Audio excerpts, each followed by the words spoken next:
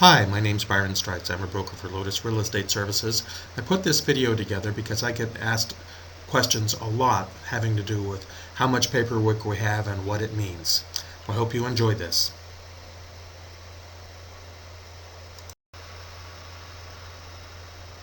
So real estate paperwork. Why is there so much? What's all of it really mean? Do I have to read it? And what the heck do I do with it when my deal is closed? These are what we're going to talk about in the next couple minutes. So why so much paperwork? A couple simple facts may really help put this in perspective.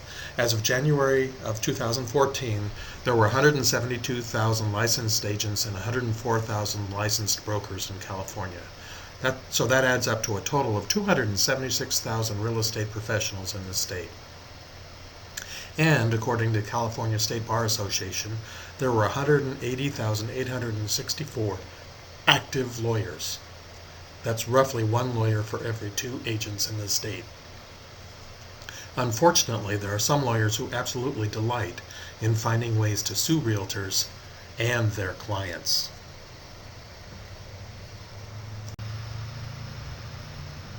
So why so much paperwork? Every form used in a real estate transaction by realtors representing their clients' best interests was developed because someone involved in buying or selling a home in California was sued. Imagine that, someone in California being sued. And they lost. So they're really put in place to try to protect us. So what's it really mean? Well, if you step back from the pile of forms a little bit and look at them, there are really three major buckets or three major categories. The first one is agency disclosures and agreements. The second category is purchase contracts, and the third is what I call property disclosures and reports.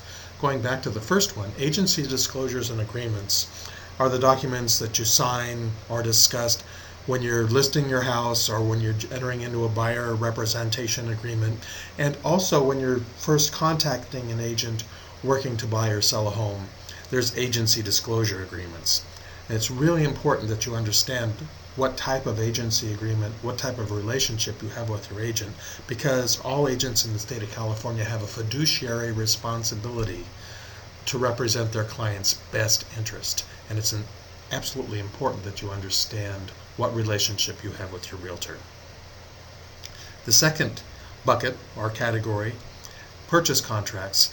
These are the forms you use to make an offer, talk about the price, talk about when you're going to close, what type of loan you're going to get, if you're going to get a loan, how long it's going to take for you to do inspections, should you choose to do some, requesting repairs, getting a loan, when you're going to close the deal, and of course there may be addendums that adjust any and all of that. So could adjust the price, could adjust the time, could adjust what's included or what's not, who pays for what, who doesn't. And also at the beginning of a deal, there's counteroffers where items are negotiated back and forth until a deal's reached.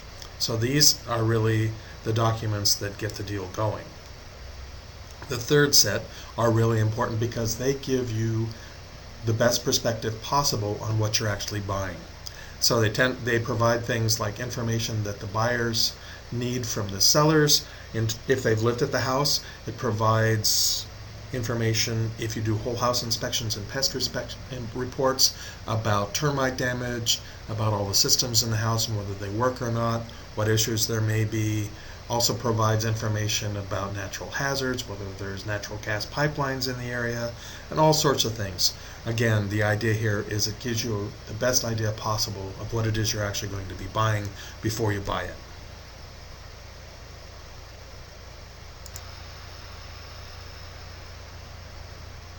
Now I know there's a lot of paperwork, and the forms tend to be in pretty small print, relatively boring for most people. Let me give you my perspective on these forms and this paperwork. The paperwork creates a legally binding contract between the buyer and the seller and the brokers representing them. It's legal paperwork. It specifies dates and timelines for getting the deal done and what happens to deposits if the deal does go sideways for some reason. It makes everyone in the transaction aware of the condition of the property and the deed used to show who it belongs to, and if money is owed to anyone else via a lien. A good analogy here is think of buying a car. You always want to buy a car with a clear title, just to avoid issues with someone saying, oh, it's my car, they owe me money for it, or whatever. Same kind of deal. You really want to make sure that you've got clear title, and that's what title insurance is all about.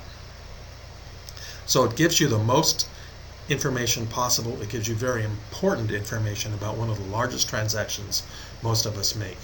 So in my opinion, and every broker's opinion in the state of California, and most attorneys, if not all attorneys, you need to understand what these documents are telling you. Now, how you decide to do that's entirely up to you.